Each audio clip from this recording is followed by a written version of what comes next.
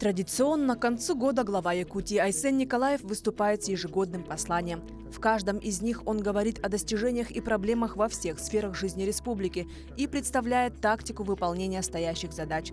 Так, в рамках обращения были озвучены стратегические направления развития республики на ближайшую и долгосрочную перспективы, а также итоги уходящего 2022 года. В рамках послания наступающий 2023 год объявили годом труда в нашей республике. Год труда мы укрепим в обществе отношение к своему труду как к благу, которое меняет жизнь к лучшему, дает опору для будущего. Поднимем уважение к труду всеми мерами моральных и практических стимулов. И это открывает новые возможности для экономики региона. Поставленная цель несет в себе комплексный характер и охватывает множество направлений по долгосрочному развитию республики. Послание, которое сегодня озвучил Айсен Сергеевич, оно было достаточно комплексным.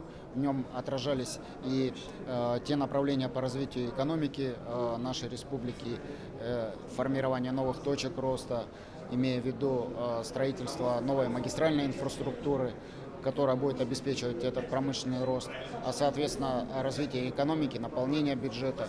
Это и социальная направленность тех бюджетных средств, которые будут тратиться на следующий год, имея в виду и формирование новых объектов социальной инфраструктуры и новых механизмов поддержки граждан, которые нуждаются в этой поддержке.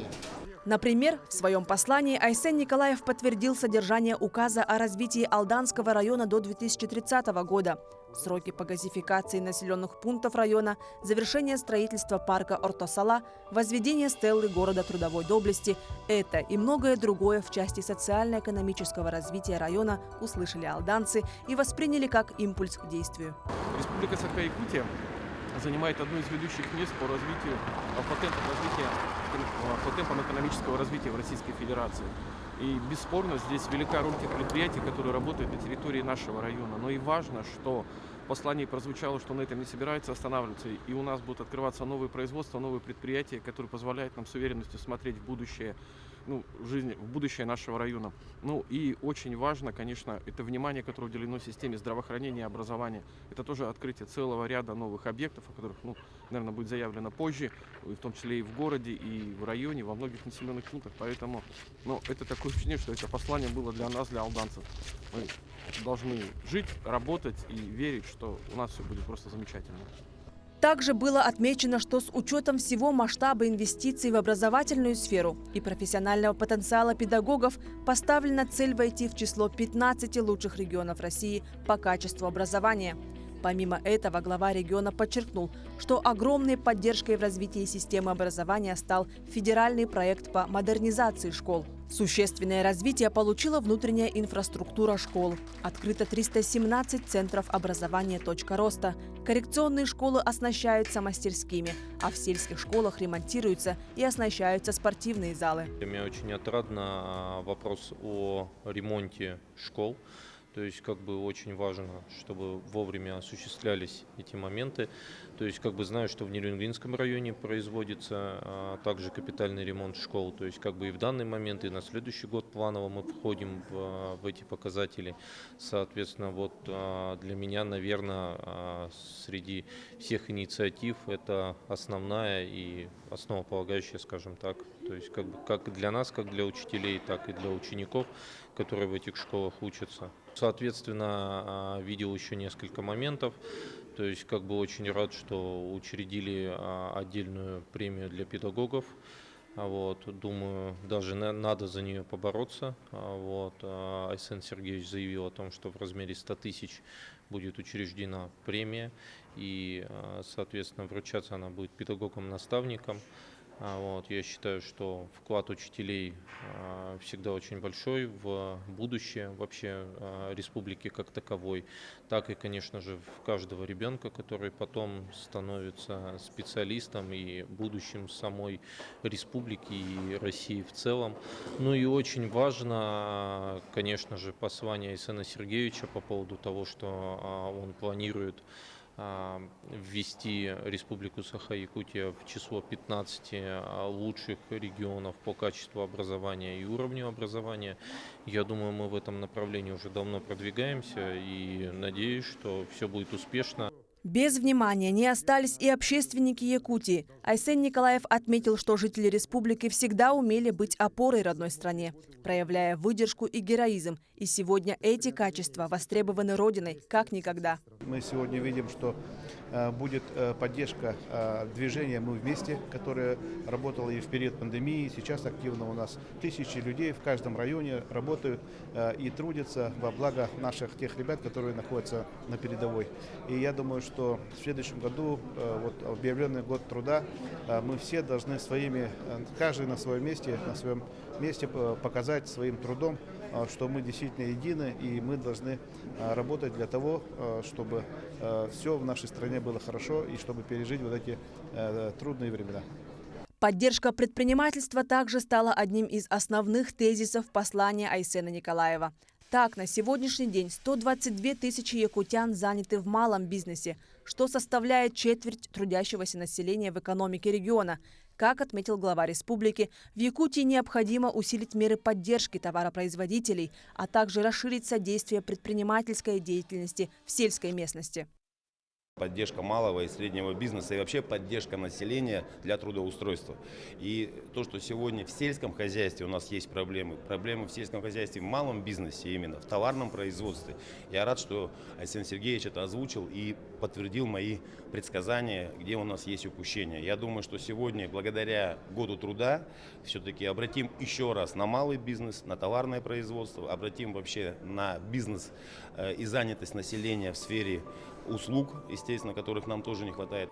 Помимо этого, начиная с будущего года в республике будут предусмотрены меры поддержки семьям с детьми. Так, например, капитал «Дети столетия» будет продлен еще на 5 лет вперед. Помимо этого, якутян ожидает строительство новых центров культуры в регионе и признание заслуг педагогов перед обществом.